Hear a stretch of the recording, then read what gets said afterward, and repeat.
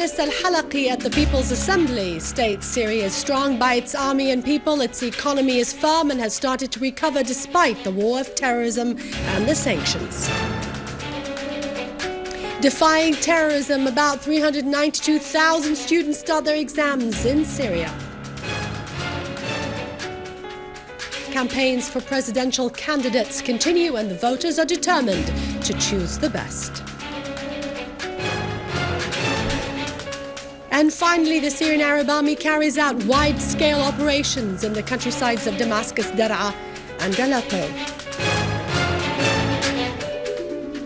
France hosts a summit to face the threat of terrorism in Africa, while it decides to increase support for terrorists in Syria.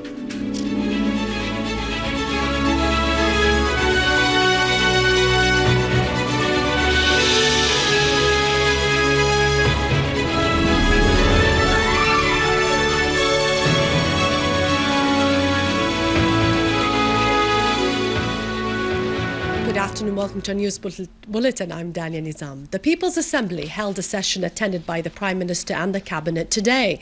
Speaker of the Assembly, Mohammed Jihad al-Laham, underlined that Syria needs all the honest Syrians to cast their ballots, and those who would refrain from exercising their right of voting are considered as abandoning their national duty at a time when their country calls them. Al-Laham called on the concerned parties to take the necessary measures to provide the suitable atmosphere for the elections and to ensure the voters' easy and safe access to the ballot boxes. Speaker of the Assembly pointed out that the People's Assembly sent invitations for 13 parliaments of friendly countries to send their delegations to attend the presidential elections in Syria.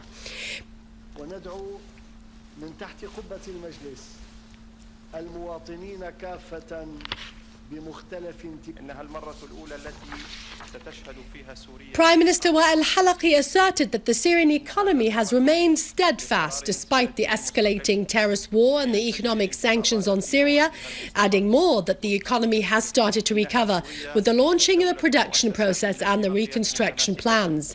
Al-Halaqi stressed that the government is adamant in holding its responsibility of providing the needs of the citizens in all governorates, especially in the areas that are besieged by the terrorists, adding that the government has started to rehabilitate the areas which have been freed by the Syrian Arab Army. Some 292,000 students head today to examinations of basic education and Sharia preparatory certificate in all the governorates for 2014 academic year.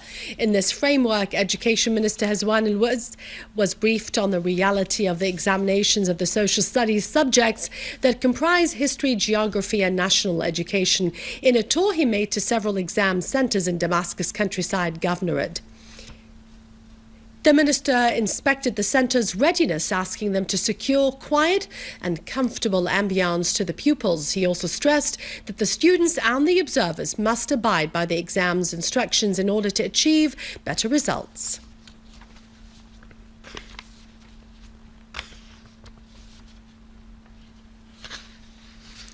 Yielding to the demand of many Syrians abroad, the Election Committee at the Ministry of Foreign and Expatriates Affairs has extended the deadline to register the names of eligible voters abroad until the end of May the 21st, 2014.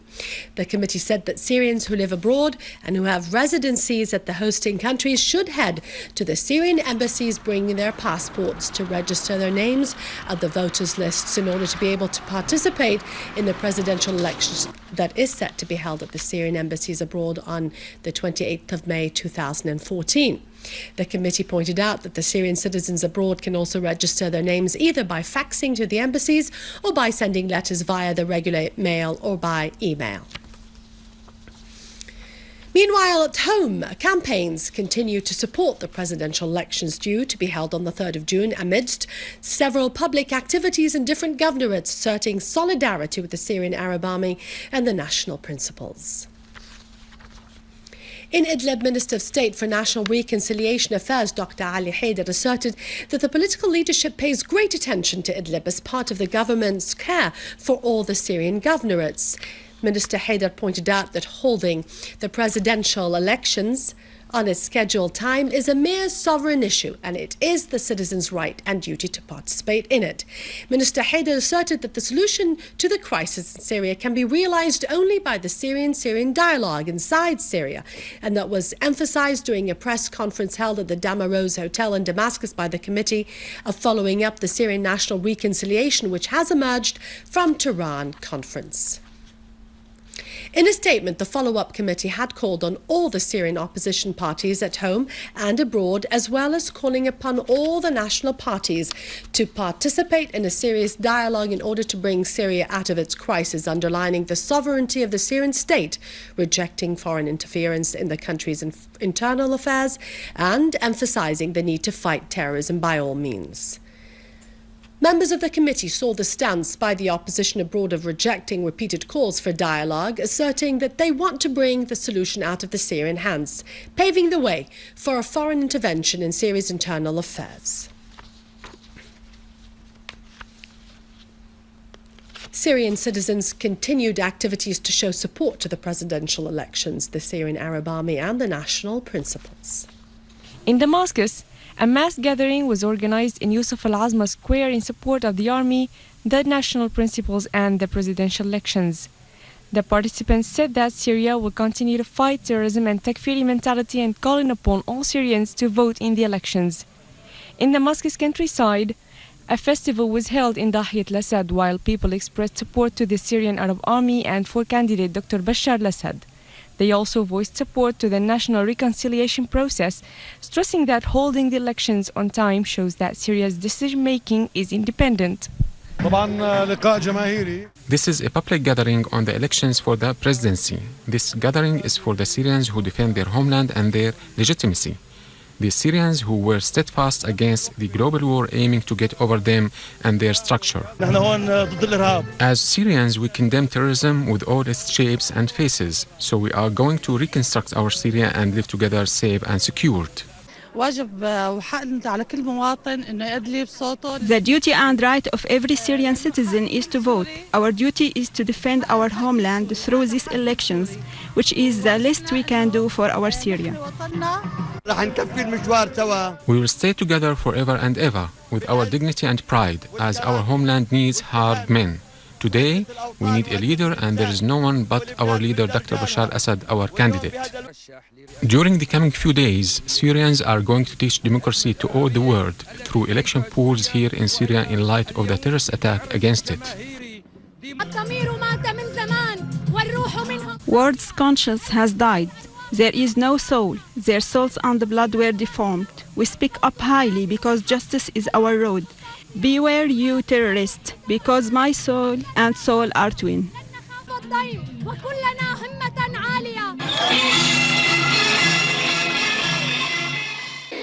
In the Zabadani of Damascus countryside, people gathered in solidarity with the Syrian Arab Army, expressing their gladness with the Syrian elections.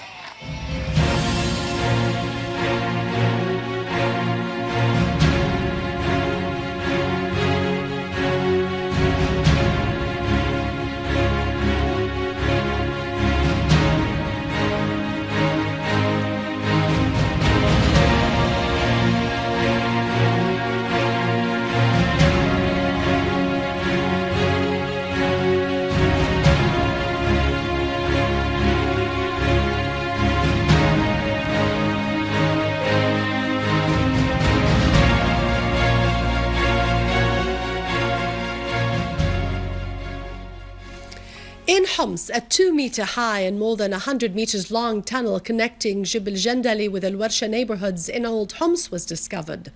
Another tunnel connecting Bab Drib and Jebel Jandali leading to Ka'b al-Ahbar Mosque, which was the stronghold of the armed terrorist groups, was also discovered.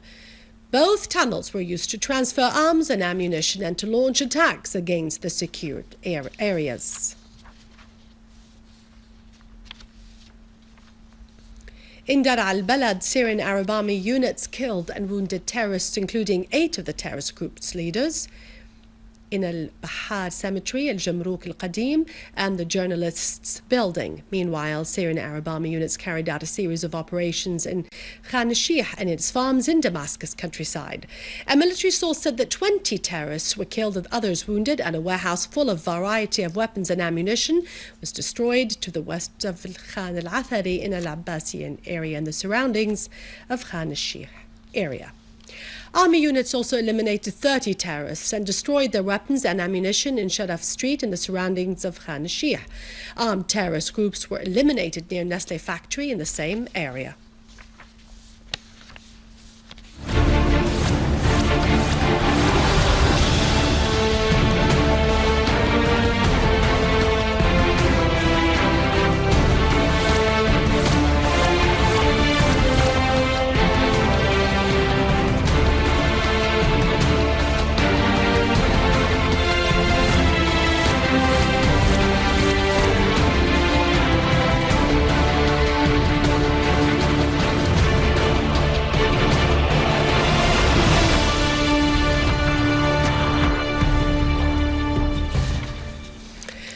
In a step that reflects contradictory attitudes and double standards, Western leaders have met in the French capital, Paris, with the participation of the Nigerian president, leaders of the neighbouring countries, and representatives from Britain, the US and Europe to discuss the threats posed by the armed group Boko Haram in Nigeria in the aftermath of abducting more than 200 girls last April.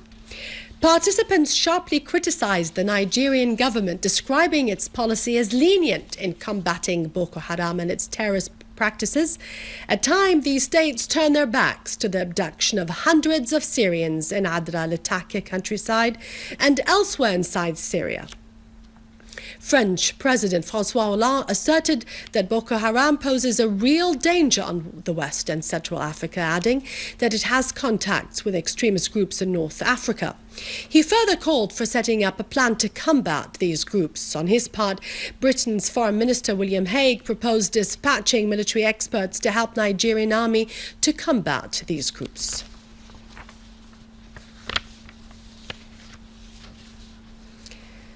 Turkish Prime Minister Recep Tayyip Erdogan has turned a deaf ear to the tragedy of the distressed residents of Soma area west of Turkey who have lost their beloved ones when a coal mine exploded. Erdogan further sharply criticised and directed words of insult to those who took to the streets to express rage over the tragic incident. An uploaded video showed Erdogan insulting the bereaved residents, describing them as vulgar. It is to be noted that the explosion of the coal mine that claimed the lives of more than 280 coal miners has triggered once again the public protest against Erdogan's government and its dictator policy.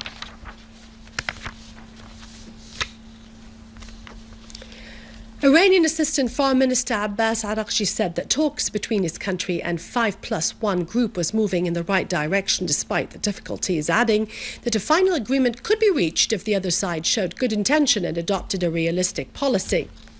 Araghchi described the talks as difficult because viewpoints of both sides were not that close. He pointed out that the next round of talks is scheduled on the 16th of next June in the Austrian capital, Vienna.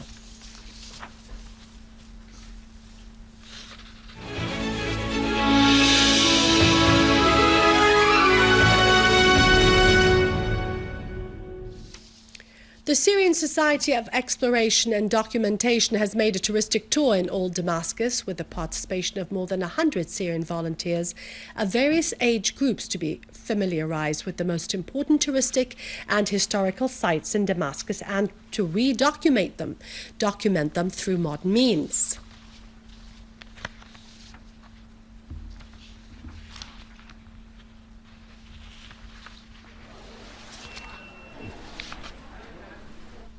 With this, we end our news for today. Thank you for watching us. For more news about the region and Syria, you can view this bulletin again on syriaonline.sy. After the break, it's Vani with our business and economic news. God bless.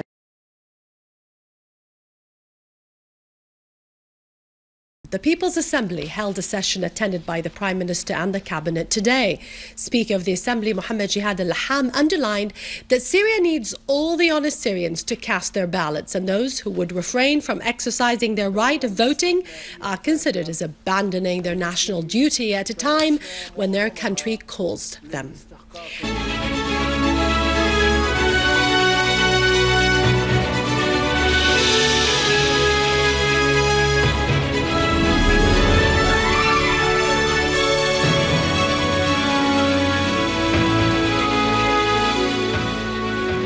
Good afternoon, welcome to our news bulletin. I'm Daraa Nizam.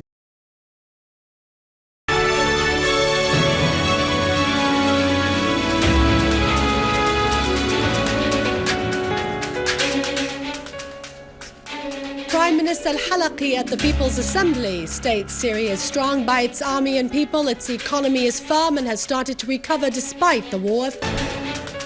And finally, the Syrian Arab Army carries out wide-scale operations in the countrysides of Damascus, Daraa and Aleppo.